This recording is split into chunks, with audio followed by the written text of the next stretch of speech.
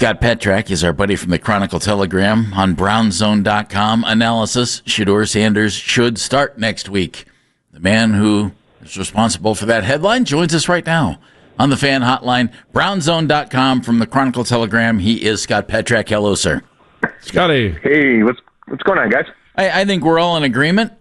Shedeur should get another look against San Francisco, but I also think before everybody gets all hot and bothered about it, I was going to say hot in a biscuit. That's Mennigan's expression. It is. I think everybody should remember this.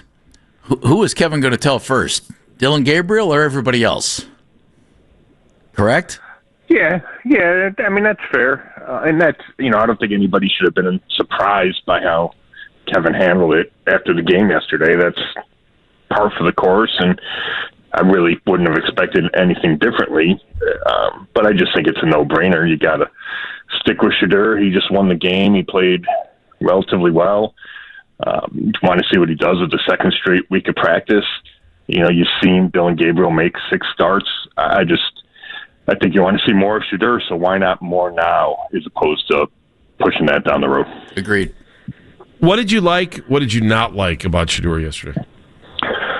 Well, you got to like the deep throw to Isaiah Bond. I mean, it was a big-time throw. I think it was about 55 yards in the air. His feet were not on the ground. He's about to take a hit. Big-time throw. We haven't seen that from this offense this year. I like that, he only took 1 sack, and the issue with him where he drifts backward, and we saw that at Colorado. We saw it in the last preseason game. We saw it against the Ravens. I didn't see that much, maybe once or twice, but then even then I felt like he stopped and then figured out a way to get the ball out of his hands. So I thought only taking 1 sack was good. The interception was a bad interception. You just didn't see that guy. But overall, he protected the ball. So those are the biggest things I thought. I thought the operation was pretty smooth. Like, he didn't seem overwhelmed or overmatched, and it was certainly a significant improvement from the half that he played against the Ravens. Scott Petrak joining us. In fairness, I threw this out earlier. I don't think that clearly Shedeur and Dillon are in a competition. Bailey Zappi's in a competition. They're trying to become a starting quarterback and get everything that comes along with that.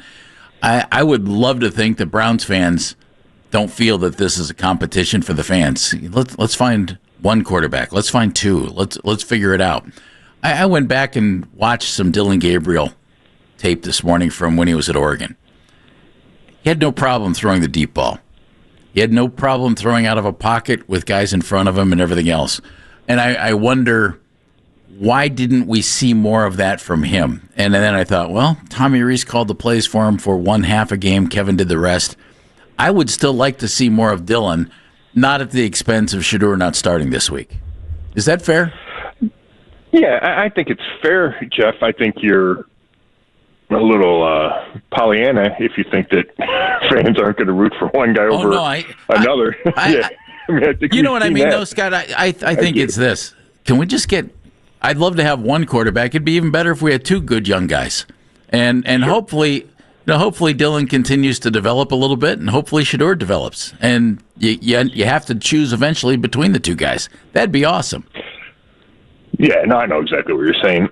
It's interesting why Gabriel hasn't had the success that he did at Oregon and the Browns were expecting. Now, certainly the circumstances around him have not been ideal. The offensive line play has not been great. The receiver play has not been great, and that was an issue with Joe Flacco. I thought it was less of an issue with Shedeur, and I don't know if that's because they were playing the Raiders, but I thought the line might have played its best game yesterday. And he gets the 1 deep catch from, Bond, and then he gets a big play from Dylan Sampson that the other quarterbacks haven't gotten. Yeah, that was sweet. In the first however many games. So, but it's interesting because I haven't seen that from Gabriel. The arm strength, the ability to stand in the pocket and make throw after throw on target. We just haven't seen it.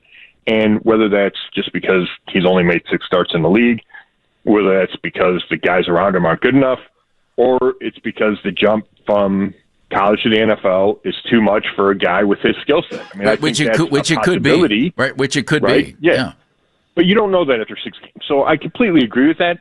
And I think if he hadn't gotten a concussion, then you can make a really good argument that he deserved more time, that 6 starts is not enough.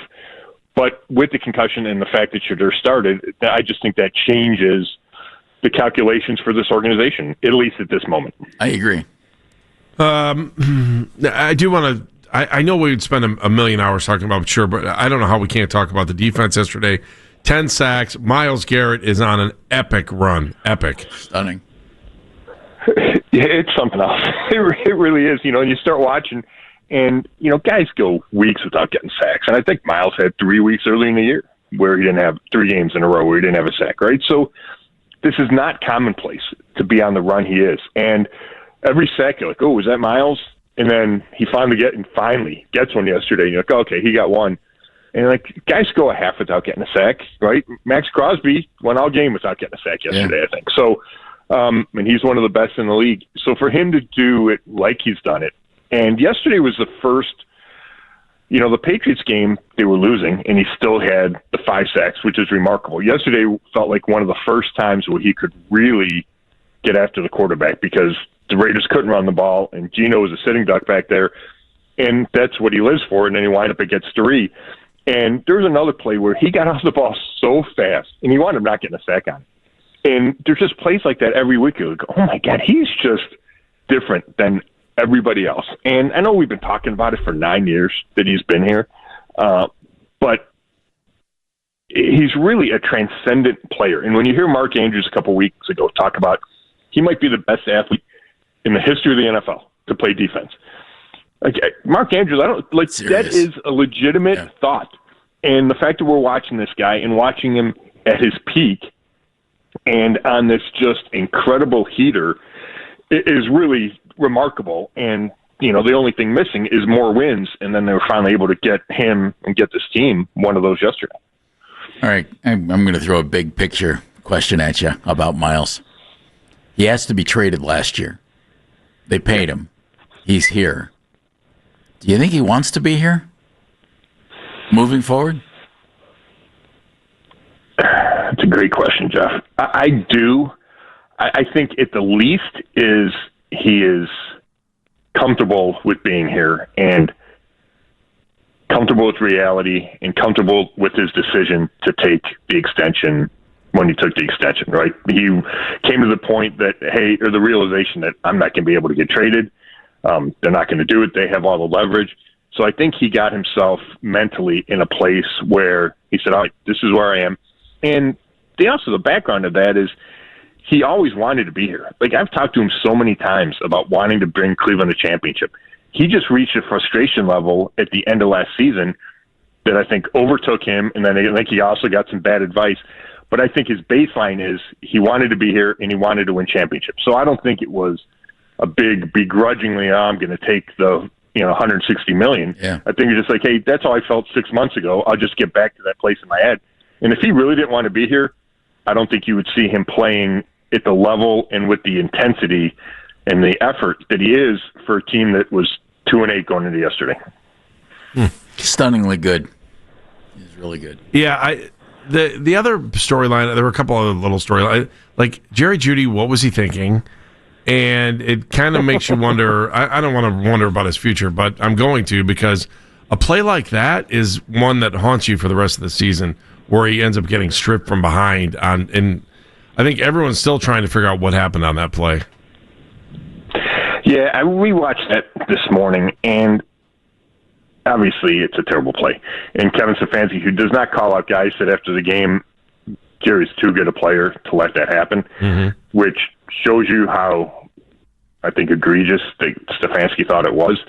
I just think he lost sight of the fact that somebody could come up behind him, and that's a terrible lapse or whatever it is, right? Terrible judgment. He sees 3 guys in front of him. I think he's trying to be cute and either give him a fake and run out of bounds or try to run through somebody or whatever, and just completely blacked out on the fact that somebody's going to be coming behind you because this is the NFL and you can't do that. So I don't think it was on purpose. I don't think it was some kind of statement about how he's been upset or whatever it is. I just think in the moment he's like, I got 3 guys in front of me. I'm going to do something kind of funny or something, whatever. And it winds up costing him. Did it ever? Does Tommy Reese get credit for Shedeur doing okay? Does Kevin Stefanski? Does anybody? Do they need to give credit? And what did you think about the play calling? I think a lot of Wildcat with Quinshaw, and that was interesting. Yeah, I think the whole staff deserves some credit. Shedeur obviously deserves some credit, and they got him ready in a week, and we talked so much about no first-team practice reps. Well, he looked pretty comfortable yesterday, and obviously it wasn't great. He's 11 for 20, and 66 of them came on a swing pass behind the line of scrimmage. So it wasn't like he lit it up, but he looked comfortable. He was competent. They won the game. He made a couple big plays. That throw to Judy before the fumble was another good play by Shedeur, throwing the ball down the field. So we saw examples of that, and I do think that's somewhere. I think that's a difference between Gabriel and Sanders. Sanders are just going to take those shots down the field, and they might come back to bite you at some point.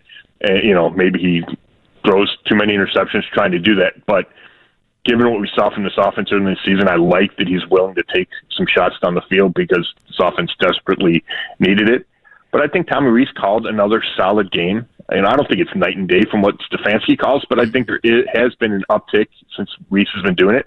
In the Wildcat, I'm usually not a fan of that, but I think they've found really a good use of it near the goal line with Judkins, get an extra big body in there. And we've seen it be effective a couple of times now this season. Scott, thank you, buddy. We appreciate it. Have a great Thanksgiving. Hey, thanks, fellas. Thanks, Scotty. Scott Petrak, Chronicle Telegram, brownzone.com.